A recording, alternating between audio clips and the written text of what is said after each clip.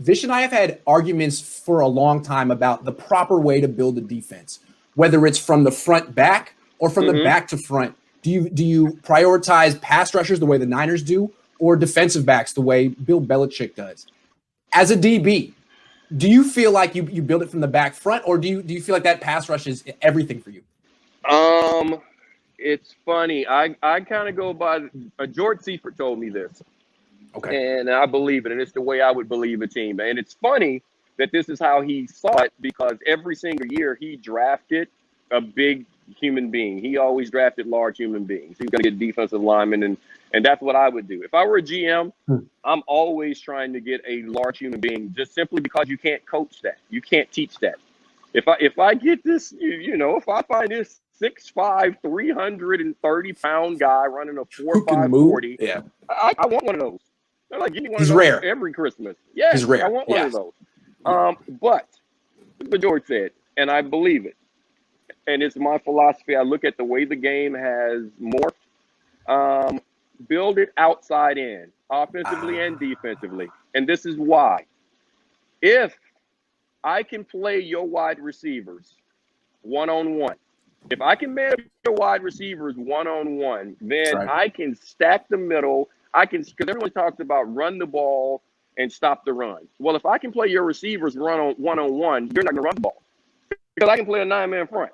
I can basically have my safe. I can have everybody keying in on the run, and I can let my receivers be covered one-on-one. Vice versa, if you can't cover my wide receivers one-on-one, I dictate everything that you have to do defensively, because you have to double my guys. And if you have to double my guys, I'm going to always be in position to outnumber you in the box and run the ball. So you started outside in, because if my corners can play one-on-one, and you've seen that this year with Salah, even with all the guys getting hurt, the emergence of Jason Verrett playing solid. If you have one corner, now you can adapt and adjust. But if you get two guys that can cover, now I can blitz. Even if I don't have a front four that can get there, I can add 5, I can add 6, I can add to the pressure. But that's only if my corners can play one-on-one. So you have to find guys that can cover. It's that simple. Were you on the Niners at the same time as Mike Shanahan? You were, right? So what was he like? What was he like? And is he similar to Kyle? No. I don't know. Different. Okay. Different. It's hard for me because I haven't been in the room with Kyle. See, I've been in the room with Mike as a coordinator, as a head coach. I know Mike. I know how he does things. I know what he expects. I've only seen Kyle in some of the things he's done from a distance. I suspect that he's a lot like his dad. I mean, that's who we learned football from, and I see a lot of similarities. And the thing about Mike was an assassin, man. Mike was an assassin. I remember at the Super Bowl, he was still mad, and he would get mad that we, he wanted us to score 70 every game. Like every game. It was like, it is not my job to keep that coordinator on the other side, the defense coordinator higher. That's his job, to keep his job.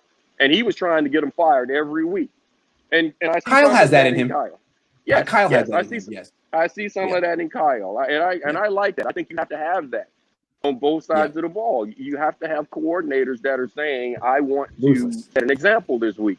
Those are the type coaches that I had.